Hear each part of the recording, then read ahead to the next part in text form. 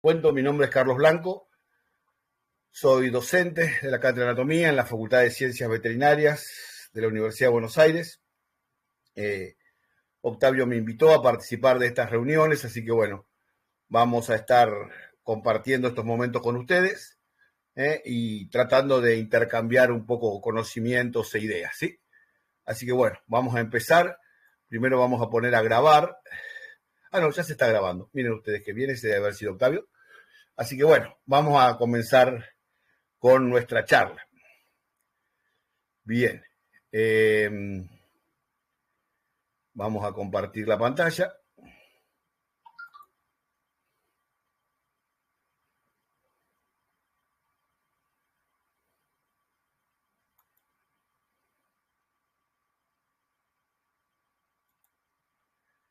Muy bien.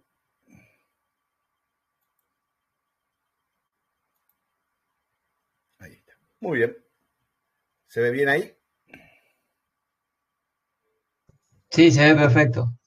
Gracias. Muy bien.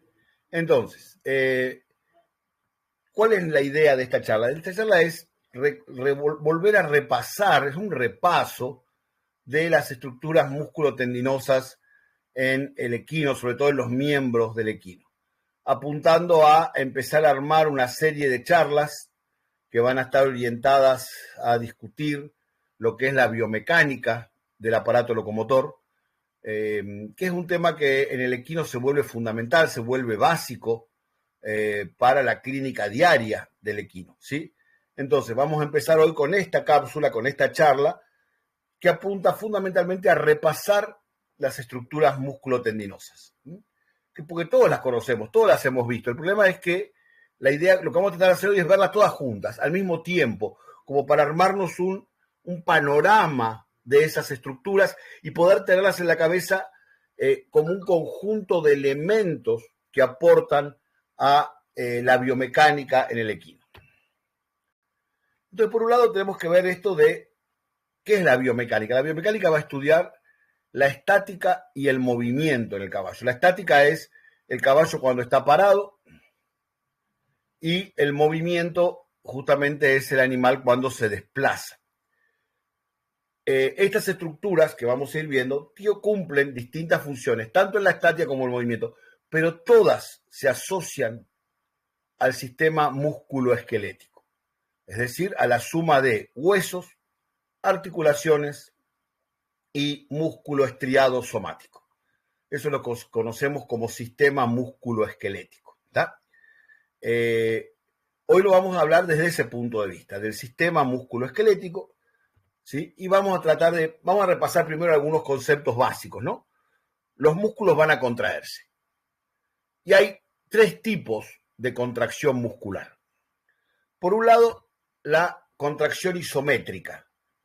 Cuando hay contracción isométrica, ninguna articulación, o por lo menos no hay articulaciones en movimiento, ¿sí? Por supuesto, es un error pensar que cuando el animal está quieto no hay contracción muscular. Por supuesto que hay contracción muscular, hay tono muscular, y esa contracción isométrica mantiene la estación, mantiene la posición de la cabeza, mantiene la alineación de la columna vertebral, ¿sí? Sostiene el peso de las vísceras, acomoda al animal al peso de las vísceras. ¿tá? Y esa es una cosa, aun cuando el caballo está parado, el caballo no es un Playmobil, que es todo así de plástico. Adentro hay todo un sistema visceral, y sobre todo en el caso del equino, ¿sí? Un enorme sistema visceral. Acuérdense el tamaño ese enorme que tenía el colon ascendente, ¿sí? Lo que antiguamente llamábamos el colon mayor, ¿no es cierto? El ciego del equino, donde hay enormes cantidades de líquido en movimiento.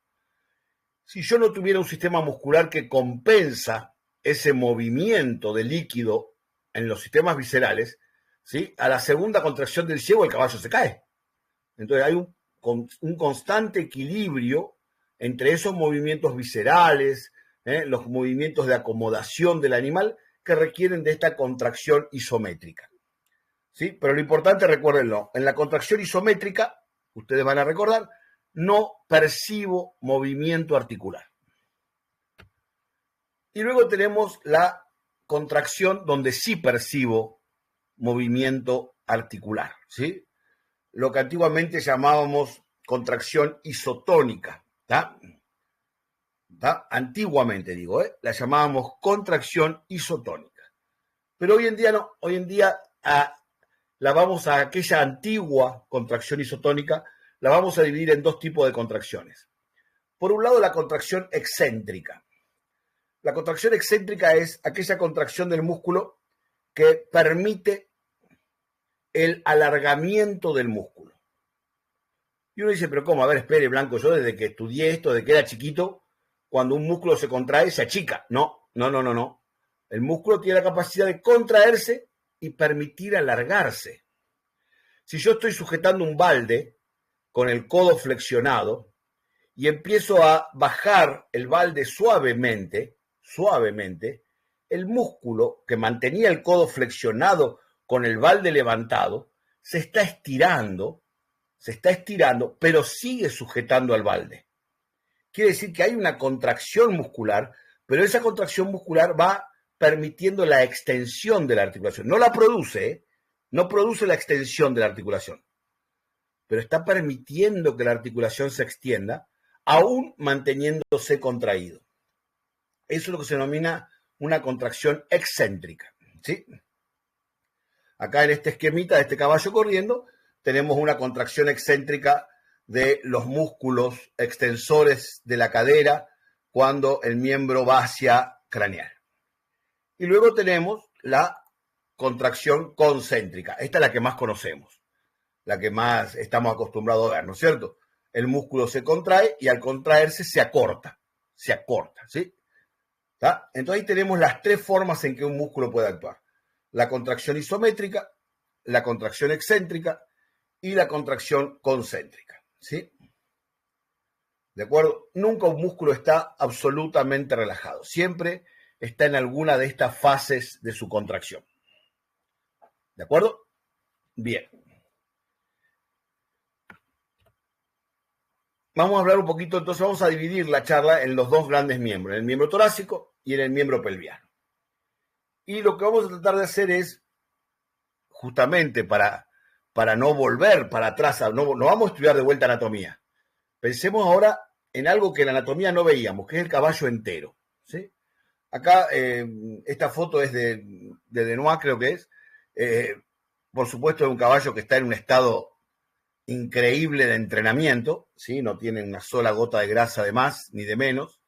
Y podemos ver toda la musculatura del miembro torácico, ¿sí? No hace falta que se las nombre, ahí les puse, como después ustedes van a tener la grabación, ahí pueden observar, se observan todos los músculos pectorales, ¿sí? Que son los que están marcados con 6, a ver, déjenme ver un poquito el dibujito, 6, 7 y 8 o 9 son los músculos pectorales.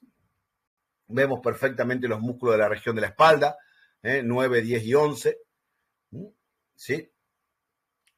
Se ve perfectamente el tríceps ahí con el número 12, este es el tríceps, ¿sí? ¿Ah? Entonces ahí tenemos los músculos que van a actuar sobre el miembro. Pero por ahora no nos vamos a centrar en estos músculos, porque estamos pensando en el sistema músculo tendinoso. Pero bueno, este repaso muscular no nos viene mal, ¿sí? Para ubicarnos. Acá tenemos entonces todos los músculos a este nivel. Tenemos, voy a dibujar un poco sobre la diapo.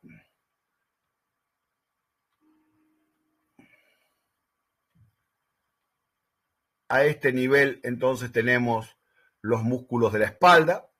A ver si nos ubicamos, ¿no es cierto? Acá más o menos acá tendría que estar la escápula. Acá estaría el húmero. Y acá tendríamos los músculos los huesos del antebrazo. Entonces, bueno, esto es el tríceps. Tríceps. Este 11 es el deltoides. Supra e infraespinoso. ¿De acuerdo? Acá no llegamos a ver el bíceps. ¿Por qué? Porque el bíceps queda cubierto por esta masa muscular grande que tenemos acá. Esta masa muscular grande que tenemos acá, que son los pectorales. ¿Sí? Entonces, Pero fíjense cómo podemos delimitar perfectamente los músculos. En el momento de la revisación del animal tenemos que tener en clara la posición de estos músculos para poder observarlos. ¿De acuerdo? ¿Alguna duda? Por favor, les pido cualquier cosa, me para, me dice en blanco, empiece de vuelta y empezamos nuevamente, no hay ningún problema. Bien. Ahora, estos músculos van a producir el movimiento. Vamos a repasar algo que tampoco lo tenemos muy claro cuando terminamos de cursar anatomía o cuando terminamos la carrera, cuando empezamos a trabajar, que son las fases del paso. Las fases del paso se van a dividir, de cualquiera de los pasos, ¿sí? Se van a dividir en dos etapas. Una etapa que se denomina etapa del apoyo, ¿sí? Que es cuando el miembro está en contacto con el piso. ¿Sí? La etapa de apoyo, el miembro va a estar en contacto con el piso. ¿Ah? Y cada una de estas etapas, y la otra etapa es la etapa de balanceo, se dice swing en inglés, stance y swing, son los dos términos que se usan en inglés, pero nosotros vamos a usar los términos en castellano, el apoyo y el balanceo. Cada una de estas etapas, de estas dos etapas, a su vez se divide en tres, ¿sí? En tres. Entonces, el apoyo comienza cuando el miembro toma contacto con el piso. Cuando el miembro toma contacto con el piso, en ese momento se va a producir la amortiguación de ese contacto, se va a amortiguar la carga. Ahí entran en contradicción dos fuerzas, la resistencia del piso y la fuerza cinética del animal que está en movimiento, el animal que viene en velocidad, ¿sí? Por eso ese periodo se llama de amortiguación. Luego viene la fase de apoyo verdadera, que es esta que está dibujada acá en el medio. Acá el peso del animal recae sobre el miembro. Esa es la fase de apoyo verdadera. Y finalmente, los músculos extensores empujan al cuerpo del animal hacia adelante en lo que podríamos llamar la fase de impulso. Acá la tenemos, esta fase, la fase de propulsión, cuando todo el cuerpo del animal es llevado hacia adelante por la acción de los músculos extensores. Entonces, en la parte de apoyo, tres etapas. La etapa de contacto, la etapa de sustentación y la etapa de impulso, ¿sí?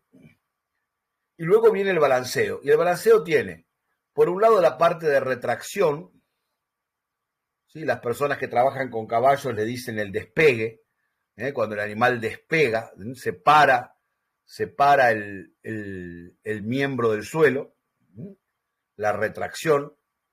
El balanceo, que es cuando el miembro cruza de caudal hacia craneal, cuando el miembro cruza de caudal hacia craneal, y el momento que se va a preparar para el impacto, que es lo que se denomina protracción, que está justito antes del que sigue. Si la protracción está acá y se va a continuar esta protracción, se va a continuar con esto.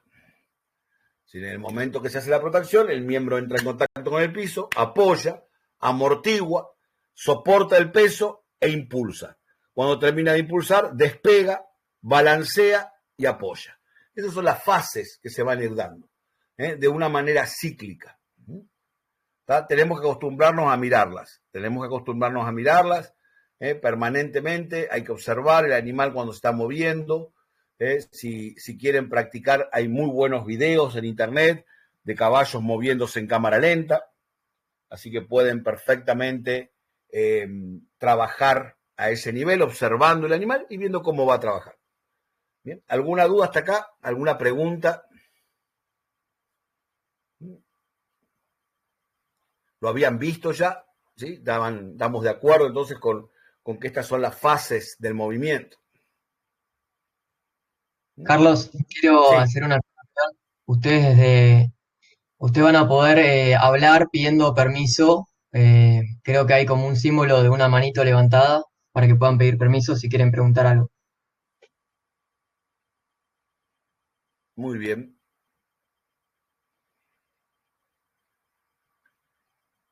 ¿Eh? Pero eso lo ves vos, Octavio, porque yo no los puedo ver, ¿eh? Sí, sí, yo estoy atento. Bien, perfecto. Muy bien. Sigamos. Si no hay preguntas hasta acá, vamos a continuar. Y ahora vamos a pensar un poquito en el miembro pelviano. ¿Sí? El miembro pelviano se caracteriza por grandes masas musculares, recuerden que el miembro pelviano es el motor que va a empujar al caballo. Y acá hicimos, bueno, el mismo ejercicio que hicimos del miembro torácico, una vista de los músculos del miembro pelviano. Y ahora que ya más o menos vimos, ya estuvimos hablando un poco de las fases, ¿no? ¿Quién se anima a decirme o quién se anima, no, aunque no lo digan, pero pensémoslo entre todos, ¿no? ¿Se llega a ver bien el caballito acá, el que está entero acá arriba? ¿Sí? Sí, ahí Muy se bien. ve bien. Perfecto. Tenemos 4 miembros del caballito en este dibujo. Vamos a llamarlos. Tenemos el miembro torácico derecho, lo vamos a llamar 1. El miembro torácico izquierdo, lo vamos a llamar 2. El miembro pelviano izquierdo, lo vamos a llamar 3. Y el miembro pelviano derecho lo vamos a llamar 4.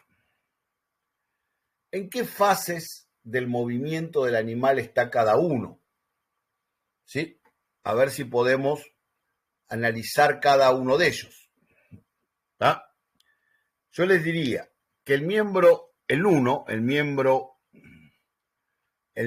torácico derecho, está terminando la fase de balanceo, está en lo que se llama la extensión, la protracción, está a punto de tomar contacto, está en la última fase del balanceo, ¿sí? A punto de tomar contacto con el piso.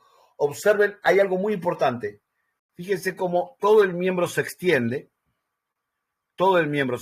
y sin embargo, la suela se mantiene paralela al piso. ¿Sí? Después vamos a ver qué elementos tendinosos se encargan justamente de corregir eso, ¿no? Es decir, que si bien todo el miembro está extendido, la falange distal y por lo tanto el casco se mantiene paralelo al piso. ¿Sí? Fíjense que acá, en el otro miembro, el 3, que también está en la fase de extensión, pero todavía no la completa, no ha llegado a la extensión máxima. Todavía la suela no está paralela al piso. Recién cuando alcance el máximo de extensión, la suela se pone paralela al piso. ¿Mm? Por ahora no, por ahora está marcando un pequeño ángulo con respecto al piso. Quiere decir que 1 y 3 podríamos decir que están, volvamos a la diapo anterior, ¿no es cierto? ¿Sí? 1 y 3 están acá, en la fase de protracción o impacto. 1 y 3, entonces están en la fase de protracción o impacto.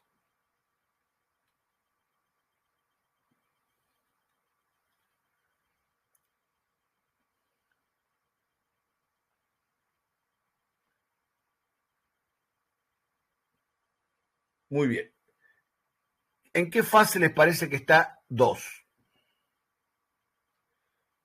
2, ¿sí? Está justo en el punto medio del swing, del balanceo. Está en el punto del balanceo propiamente dicho, lo que la bibliografía en inglés llama middle swing, ¿sí? Es decir, en el punto medio. En ese momento están todas las articulaciones flexionadas, ¿sí? Todas las articulaciones flexionadas. ¿De acuerdo? Ahí van a actuar, en este punto, por un lado, los músculos comunes extrínsecos que tienen que llevar todo el miembro hacia craneal y se van a activar los extensores para pasar a la fase de protracción. Pero estamos ahora en el punto medio exacto, ¿sí? ¿De acuerdo?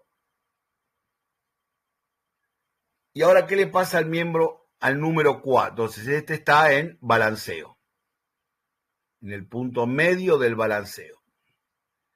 ¿Y qué le pasa al miembro que está en el estadio 4? Está en la fase de apoyo, ¿sí? Apoyo franco. La segunda etapa del apoyo. Y acá podemos ver que está en el apoyo, porque además, piensen una cosa, en este momento, desde el punto de vista de la física, todo el peso del caballo está en esta articulación. Y fíjense acá, donde lo tenemos más de cerca, el nudo está casi a punto de tocar el piso. El nudo está ahí, el casco quedó ahí. Quiere decir que ahí tenemos la máxima extensión de la articulación del nudo, ¿sí? Y entonces vamos a decir que está en el punto del máximo apoyo. ¿Por qué lo recalco? Porque acá es cuando las estructuras músculo-tendinosas se vuelven fundamentales. En el momento del máximo apoyo. Ahí es cuando se vuelven fundamentales esas estructuras músculo-tendinosas que veníamos viendo. ¿Sí?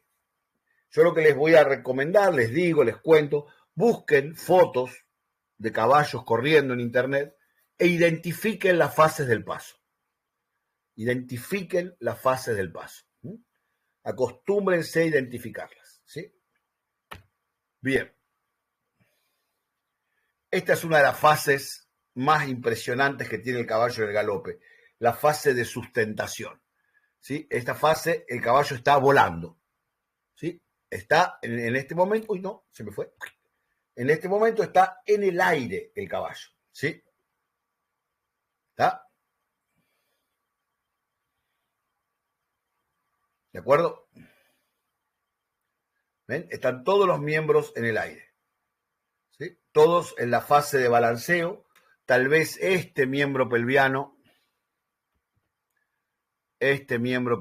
pero será de Dios. Esté ya terminando su fase de extensión. Fíjense cómo ahora ya, a diferencia de la foto anterior, ya en el final de la fase de extensión, de vuelta la suela se pone paralela al suelo antes del impacto. Este miembro está en la fase media del swing y ya está empezando la extensión.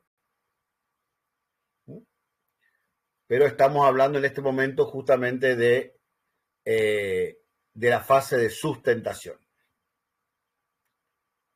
¿Sí? ¿De acuerdo? Bien. Después voy a volver a esta diapositiva. Me gustaría ahora centrarnos en esto. Hoy vamos a hablar de todos los elementos que componen los elementos tendinosos. ¿Sí? Ahora después se los voy a ir mostrando en una serie de pequeños esquemas. ¿Sí? Pero acá nos vamos a centrar en un poquito en repasar la terminología. ¿Sí? La columna que tienen a su izquierda, esta columna, es donde puse los términos viejos, digamos, los términos que actualmente ya hemos tratado de dejar de utilizar. Estos términos que están acá, ¿sí? Son los términos viejos, y en la columna que tienen a la derecha son los términos con más rigor anatómico, ¿sí? No quiere decir que los de la izquierda no se puedan usar, pero el día de mañana, si ustedes leen una publicación y esa publicación tiene un fuerte rigor anatómico, van a ver que utilizan los términos que están a la derecha y no los términos que están a la izquierda. Cuando hablamos de la brida, pues, ahora vamos a ir viendo un poquito cada una de estas cosas, ¿no? Bueno, ¿qué es la brida bicipital? ¿Qué es la brida radial? ¿Qué es la brida carpiana? ¿Sí? ¿Qué es el ligamento suspensorio, la entrecuerda? Vamos a ir viendo cada uno de estos términos y vamos a ir volviendo a esta diapositiva para discutir un poco cada uno de los criterios que hacen a esto, ¿sí? ¿Sí? ¿Por qué cambiaron los nombres? Básicamente los nombres cambiaron porque la anatomía hoy en día nos exige que respetemos el mismo nombre en todas las especies. Entonces, si bien en el caballo hay una cuerda, una banda de tejido conectivo muy fuerte, que se extiende desde el tendón de origen del bíceps hasta la cabeza del extensor carporradial, con lo cual se justificaba el nombre de brida o cuerda bicipital, el nombre correcto es lacerto fibroso. La brida radial, hoy en día sabemos que es el ligamento accesorio del flexor digital superficial. La brida carpiana es el ligamento accesorio del flexor profundo. ¿Sí? Y así podemos seguir, les voy a dejar, ustedes lo van a poder ver entonces. La cuerda es el conjunto del tendón del flexor digital superficial y del flexor profundo.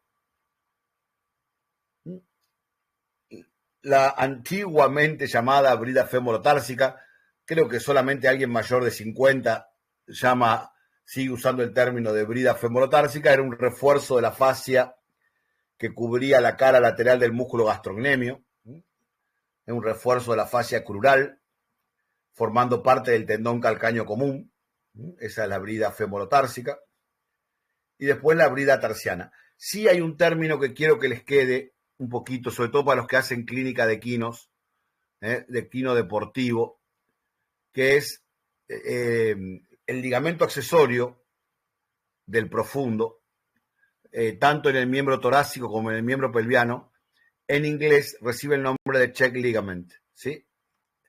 Este nombre sí se usa muchísimo en la clínica diaria de los equinos, ¿está? ¿De acuerdo? Es un término muy, pero muy incorporado a la clínica, sobre todo a la clínica de caballos deportivos. Es un término que van a escuchar mucho en el ambiente del polo y del pato, ¿sí? ¿Está? El check ligament. También lo van a escuchar como frenador distal. En algunos textos al ligamento accesorio del flexor superficial en el miembro torácico, porque no existe en el pelviano, en el miembro torácico se lo llama proximal check ligament, este que está acá, ¿sí? Proximal check ligament. Pero no se usa tanto ese término. En cambio, este término es, yo les diría que es casi universal hoy en día en la clínica de equinos, ¿sí? Bien. Entonces, ya vimos un poquito los términos a nivel de la parte proximal de los miembros. Vamos a verlos en algunos dibujos, vamos a analizarlos. Esperen a ver. Vamos a abrir entonces ahora unos dibujitos que tengo acá. Déjenme ver, que se llamaban pizarrón A, B y C. Acá, vamos a abrir primero este.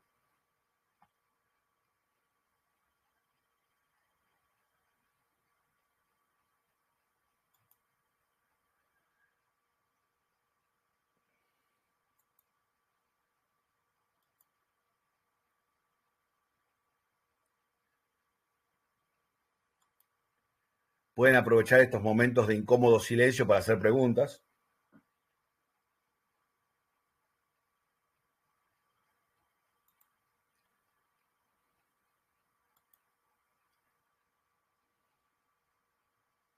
Creo que quedaron recalculando con la parte anatómica. Bueno, pero no fue tan terrible la parte anatómica. Creo que estuvimos bastante delicados, digamos. Bien ahí, Doc. Vamos. Cualquier cosa pregunten, siempre. Ahí yo quería aclarar algo. Como es una herramienta nueva, Telegram, y el método de streaming es nuevo también para hace poco que está. Nada, todavía hay muchos del equipo que van a estar aprendiendo a usar la herramienta esta. Lo mismo yo estoy aprendiendo. Así que bueno, paciencia en ese sentido con la parte técnica y bueno, vamos a ir mejorando día a día esa parte para que salga todo bien. Pero hoy venimos bastante bien, ojo. Bien, ahí se ve el dibujito del pizarrón. ¿Se ve un miembro torácico que sube y baja o se ve cualquier cosa? Se ve perfecto. Muy bien. Estos elementos que yo ya les mencioné, que les mostré ahí en el cuadrito, músculo tendinosos, justamente van a trabajar estabilizando las articulaciones en el miembro torácico con una precisión mucho más marcada que en el miembro pelviano. Vamos a dibujarlos acá en este, se ubican, ¿no?, en este dibujito, a ver si lo achico un poco para verlo completo, ahí lo ven. ¿Sí? Tenemos todo el esqueleto del miembro torácico y vamos a irlo trabajando por grupos articulares. Y primero empezamos a este nivel, la articulación del hombro y la articulación del codo. ¿Qué elementos músculo-tendinosos tenemos para estabilizar estas dos articulaciones? Yo creo que acá aparece un elemento fundamental, el lacerto fibroso. ¿Sí? La antigua brida bicipital, ¿sí?, es el lacerto fibroso, que se va a estar originando, como todos recuerdan. En realidad, el lacerto fibroso, anatómicamente hablando, es un desprendimiento del tendón de origen del bíceps. El bíceps tiene un tendón de origen que se va a estar fijando acá en la tuberosidad supraglenoidea. Es un tendón grueso, muy grueso el tendón de origen del bíceps. Se va a estar originando en la tuberosidad supraglenoidea. Va a pasar por el surco intertuberal del húmero. Y después ya uno anatómicamente lo que ve es el vientre del músculo. Pero en realidad ese tendón, esas fibras conectivas, continúan por adentro del bíceps, continúan y dan origen al lacerto fibroso. Entonces, mientras que el bíceps se va a insertar en la tuberosidad del radio, eso no me interesa. Lo que me interesa es que de ese tendón de origen del bíceps se desprende el lacerto fibroso que va a ir a unirse al extensor carporradial. Y a su vez, el extensor carporradial va a estar yendo a insertarse a la caña, es decir, al gran metacarpiano. Ahí está, ¿ven? Eso forma toda una estructura anatómica muy potente que cruza todo el miembro torácico por craneal. Desde la escápula, desde la tuberosidad supraglenoidea, hasta la inserción en la caña, en el metacarpiano del extensor carporradial. ¿Sí? Ya eso ahí me marca fundamentalmente la función de toda esa sumatoria de elementos. Son entonces 3 elementos que se están sumando. 3 elementos que se están sumando.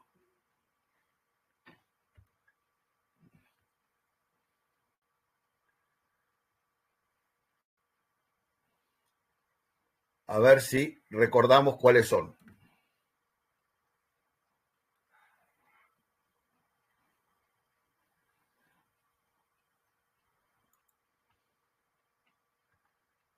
Es el tendón de origen del bíceps, el tendón de origen del bíceps,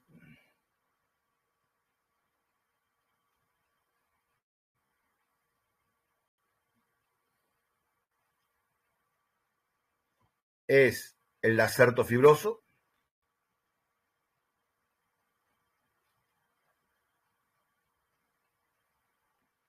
y es la inserción distal del extensor carporradial.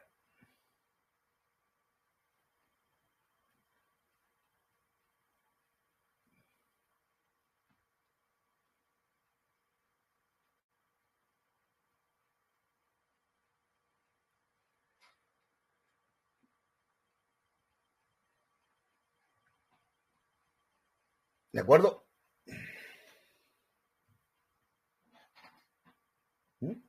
Bien. En general, este sistema, ahí Pablo Fabi creo que, se sumó a la charla. Bien, este sistema entonces, fíjense que estabiliza el miembro por craneal.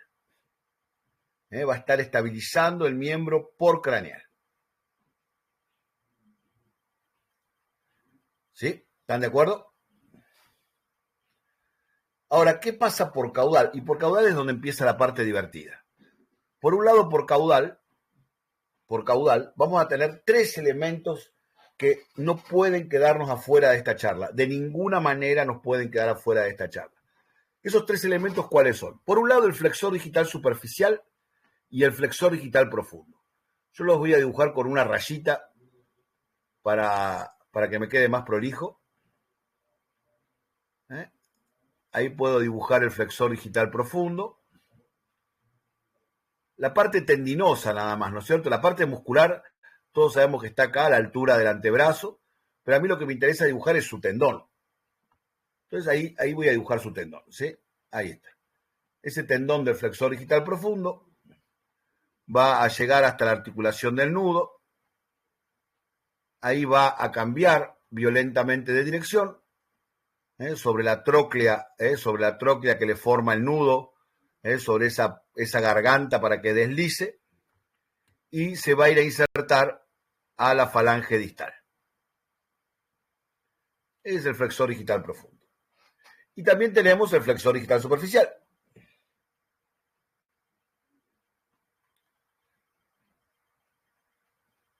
Que lo vamos a dibujar con otro colorcito, un poquito más superficial al flexor profundo.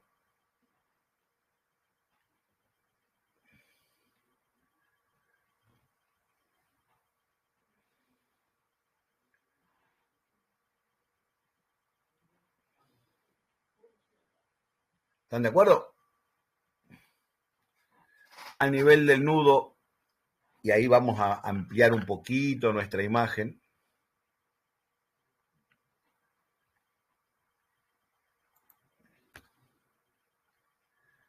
Ya no sé ni dónde me quedó el dibujo. Ahí está. A nivel del nudo,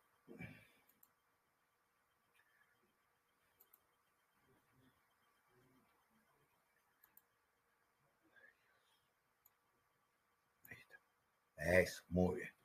Ahí vamos a ver que el flexor digital superficial va a envolver al flexor digital profundo.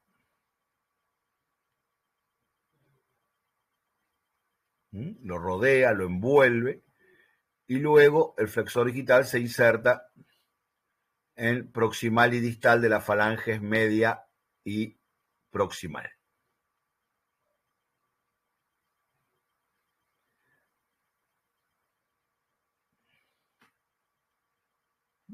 ¿De acuerdo?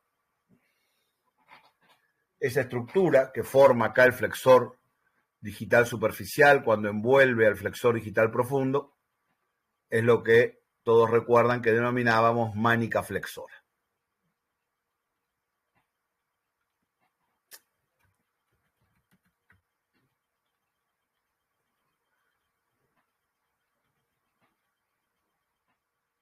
Bien. Y hasta acá uno podría pensar, bueno, listo, sí, son 2 músculos, ya los entendí perfectamente.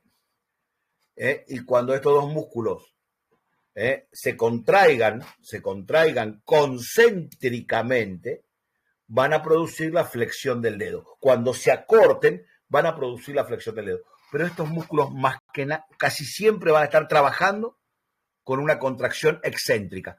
¿Cómo? Soportando el peso que cae sobre el nudo. Y para poder ayudarlos, para que esa contracción excéntrica no sea la única forma de sujetarlo, aparecen 2 ligamentos, 2 elementos músculo-tendinosos muy importantes. A nivel del flexor digital superficial va a aparecer el ligamento accesorio del flexor digital superficial. El ligamento accesorio del flexor digital superficial. Fíjense que lo une al radio. Y fíjense la dirección que llevan las fibras, ¿no? De proximal hacia distal, van en forma oblicua, con lo cual no impiden que el músculo flexione el dedo, pero sí impiden que el músculo se siga estirando durante la fase de apoyo. Es decir, van a evitar la hiperextensión del nudo. Esa estructura, ya la mencionamos hoy, es el ligamento accesorio del flexor digital superficial.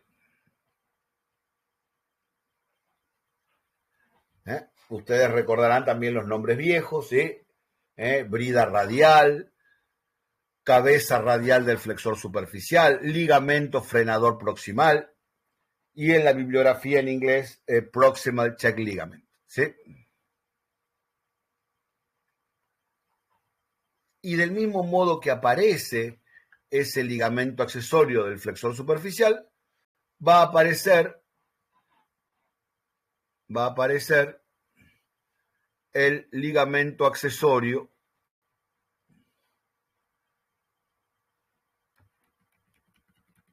del flexor digital profundo.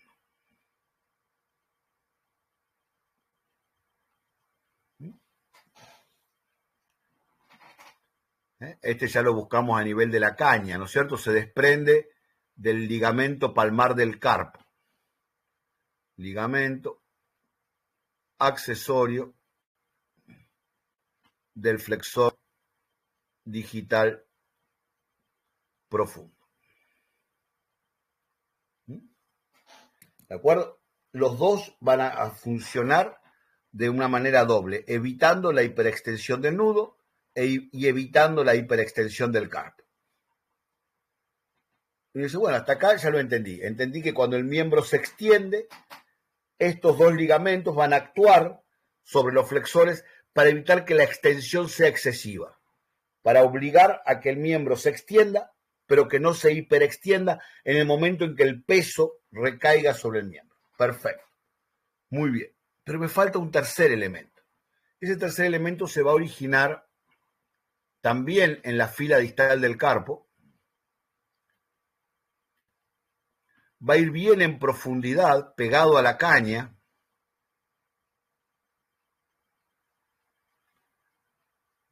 Se va a unir a los huesos sesamoideos. Y luego va a cruzar hacia la cara dorsal del dedo para insertarse en dorsal de la falange distal junto con el tendón del extensor digital común o del extensor digital largo. ¿Quién era ese elemento? Ese elemento era el músculo interóseo tercero, el viejo ligamento suspensorio de los sesamoides, lo que llamábamos la entrecuerda, ¿no es cierto? Músculo interóseo tercero. También se va a encargar de evitar la hiperextensión del nudo. La pregunta es, ¿y por qué se va hacia dorsal? ¿Cuál es la función que tiene de ir hacia dorsal? La que hablábamos hoy cuando veíamos la fotito del caballo. Está ahí esperando, va a evitar que la falange distal pivotee o gire. Claro, porque estos van a estar, los dos flexores, sobre todo el flexor profundo, está generando una fuerza muy grande en la cara palmar o solar de la falange distal. Con lo cual, si bien está sujetando el nudo, el flexor profundo haría que la falange distal, ¿sí? Correríamos el riesgo que la falange distal gire de esta manera. Entonces, el interóseo se encarga que en el momento del apoyo, si bien va a estar sujetando el nudo, por otro lado va a estar evitando que la falange distal peligrosamente gire y la va a estar manteniendo, va a equilibrar la fuerza del flexor profundo, obligando a que la falange distal se mantenga paralela al piso. ¿Está? Doctor, una pregunta. ¿Y tiene alguna una implicación cuando tiene infosura el caballo para evitar inflación? En la infosura, ¿qué ocurre ahí? Es una buena pregunta, no. Gracias. Vamos a robarnos unos minutitos del tema para poder analizar esto. Se da la rotación de la falange a expensas del flexor profundo. Ahora vamos a ver, claro, vamos a ver por qué se da esta rotación de la falange, ¿sí? Vamos a ver si tengo otro pizarrón armado o si no armamos otro, no hay ningún problema. Porque acá siempre tenemos algo para armar. Acá, este mismo. Fijémonos acá. Acá volvemos al mismo pizarrón de recién, ¿no es cierto? Cuando el animal apoya, todos sabemos que la fuerza-peso desciende de manera longitudinal a lo largo de la caña. ¿Sí? Es decir, que la fuerza-peso del animal va a descender de esta manera a lo largo de la caña. Y hasta ahí uno lo entiende, ¿no es cierto? Dice, pues sí, perfecto, lo entendemos. Y nos acordamos de cuando cursamos física en el colegio, una fuerza no puede desaparecer. Y las fuerzas tienen dos características, no desaparecen y no doblan. Una fuerza no puede doblar, ¿sí? ¿Está? Cuando una fuerza tiene que cambiar de dirección, ¿qué le pasa? Se descompone.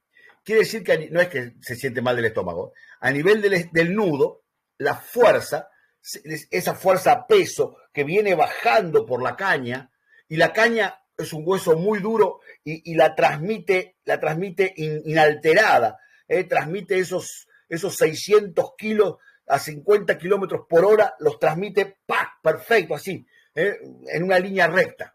¿Tá? Cuando esa fuerza llega al nudo, de algún modo se tiene que desviar y se tiene que descomponer en dos fuerzas. Esas dos fuerzas, cuando estudiamos biomecánica, que ya vamos a tener en algún momento alguna cápsula de biomecánica, esas dos fuerzas, una de esas fuerzas va a viajar de esta manera y la otra fuerza va a viajar de esta manera. Esperen que me salió horrible esta fuerza. Vamos a hacerla un poquito más prolija. Ahí está.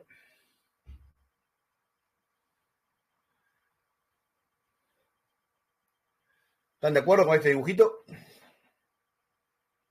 ¿Sí? Perfecto. En biomecánica esas fuerzas se llaman la fuerza normal, que es la que desciende de manera perpendicular al piso, y la fuerza tangencial, que es la que desciende de manera oblicua. Se llama tangencial porque viaja por la tangente del ángulo recto que se forma con respecto al piso.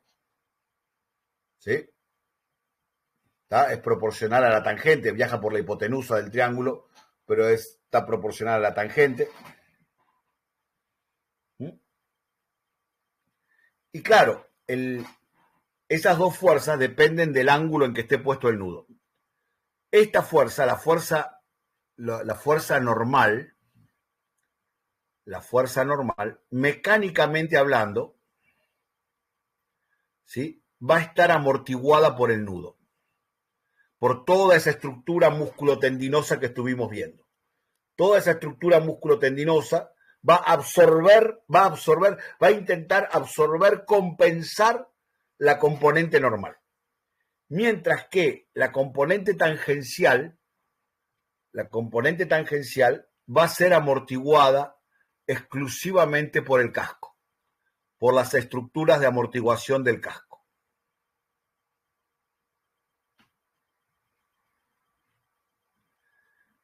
Las estructuras de amortiguación del casco son las que se van a encargar de absorber la componente tangencial. Entonces, ¿qué pasa en la infosura? En la infosura se produce una inflamación aguda de todo el corion en su relación con la pared del casco. Hay un dolor terrible para el animal. ¿Y qué hace el animal? ¿Cómo trata el animal de evitar ese dolor en el casco? Trata de mandar todo el peso a la componente normal y alivianar la componente tangencial. Es decir, que lo que va a tratar de hacer es esto. Va a dejar que el nudo descienda, este ángulo aumenta. Al aumentar este ángulo, cualquiera que sepa un poquito de trigonometría, se va a dar cuenta que la componente normal aumenta mucho y la componente tangencial se ve disminuida. Es decir, va a tratar de recaer todo el peso sobre el nudo. En esa posición de todo el peso sobre el nudo, el músculo interóseo no puede trabajar, porque en ese ángulo el músculo interóseo queda desplazado. Con lo cual el único elemento que soporta el peso es el flexor digital profundo, que empieza a tirar de la falange distal, empieza a tirar de la cara palmar de la falange distal.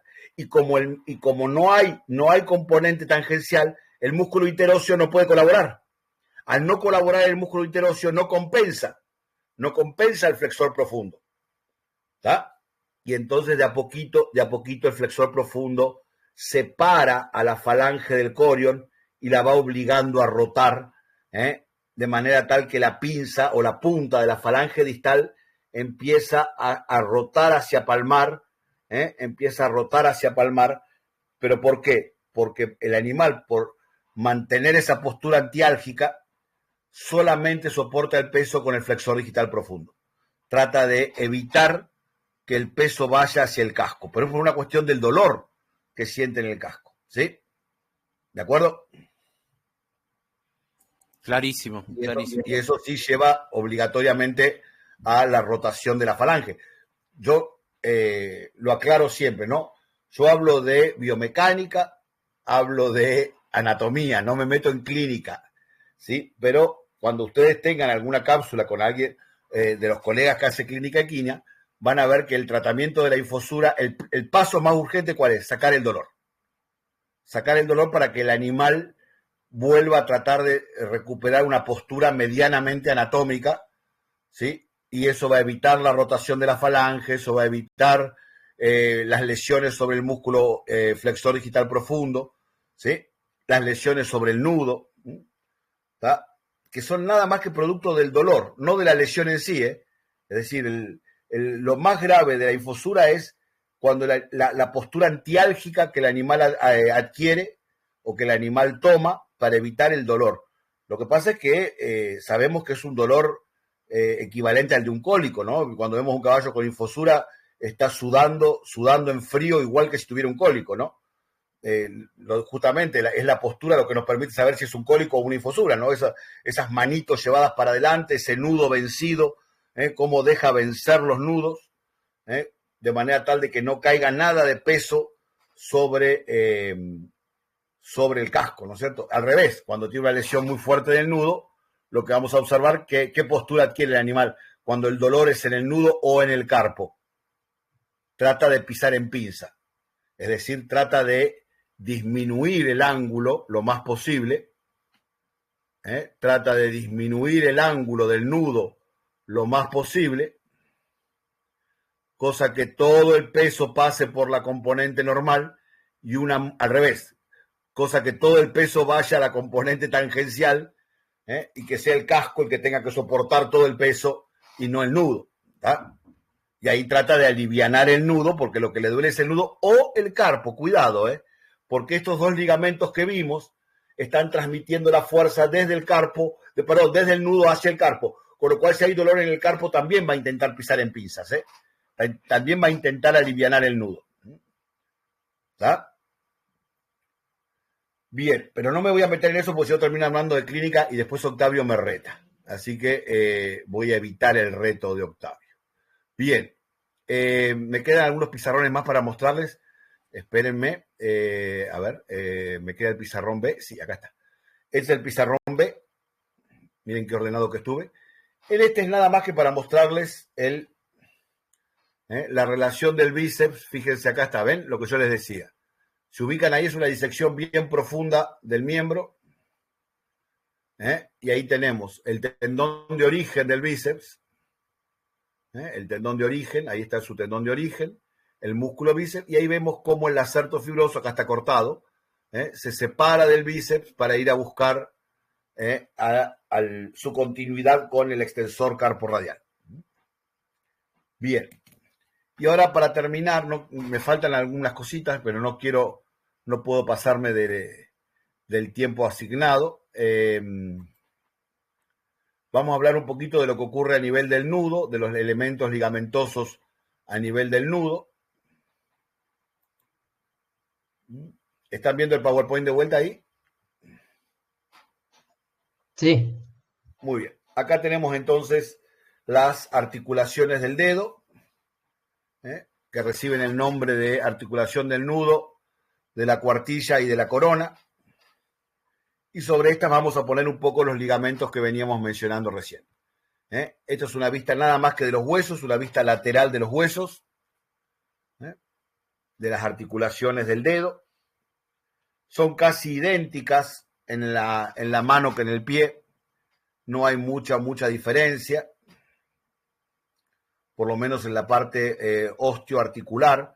Sí hay algunas pequeñas diferencias musculares pero no hay diferencias en lo que hace la parte osteoarticular, perdón. Ahí tenemos los elementos principales osteoarticulares, el músculo interóseo, que es ese que se abre en forma de B corta,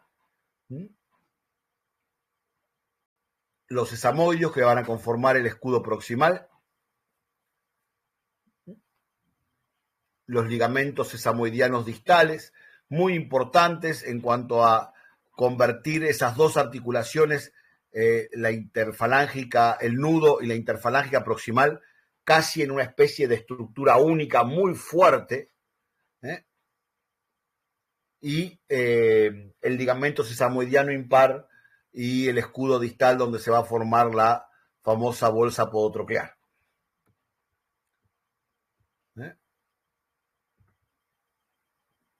Y ahí tenemos los ligamentos sesamoidianos. En esta diapo los vemos como disecados, vemos el plano más superficial con el ligamento sesamoidiano recto, el plano medio con los ligamentos oblicuos y el plano profundo con los ligamentos cruzados.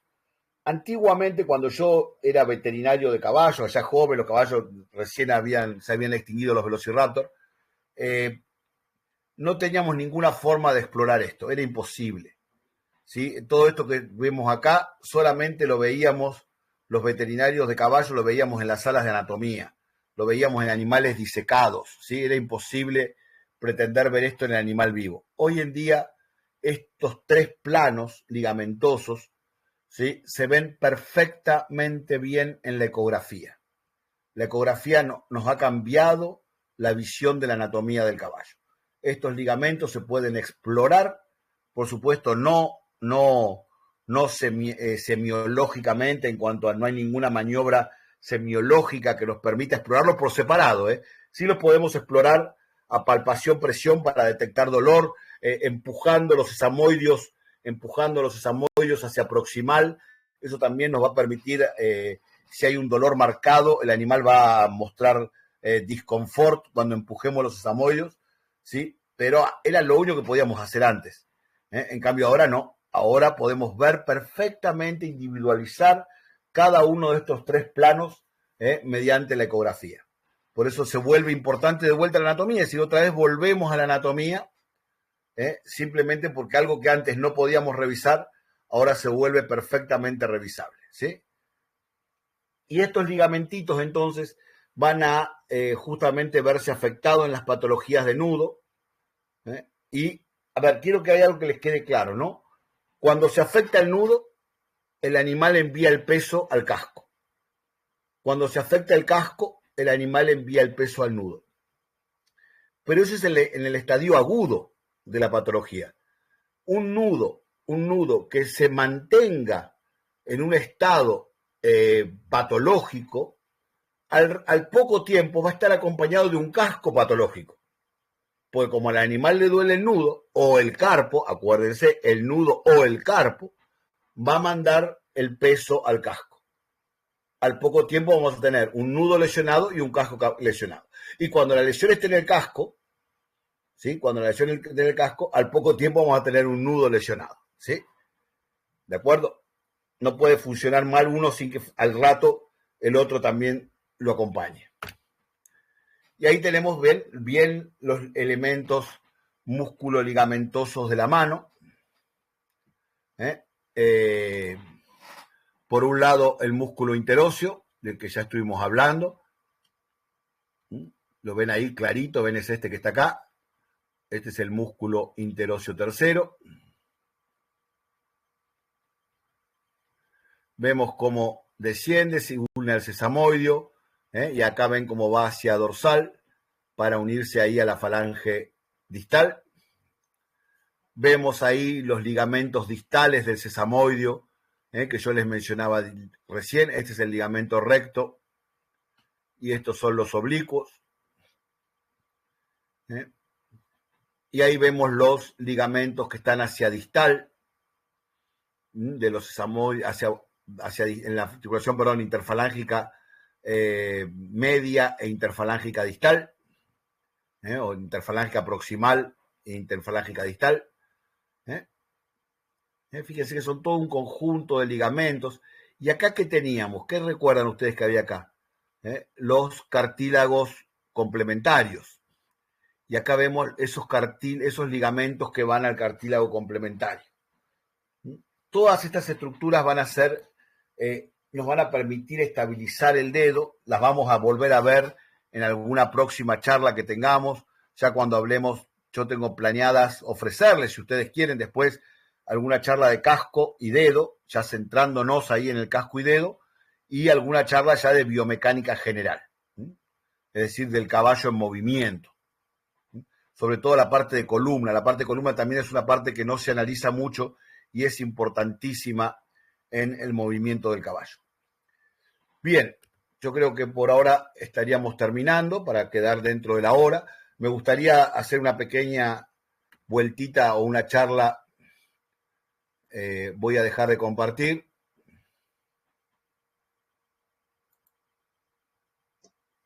¿Te dejo de grabar, Carlos? No, podemos dejar de grabar, sí, y abrir ya los micrófonos para que todos puedan preguntar y aclarar las dudas que puedan tener.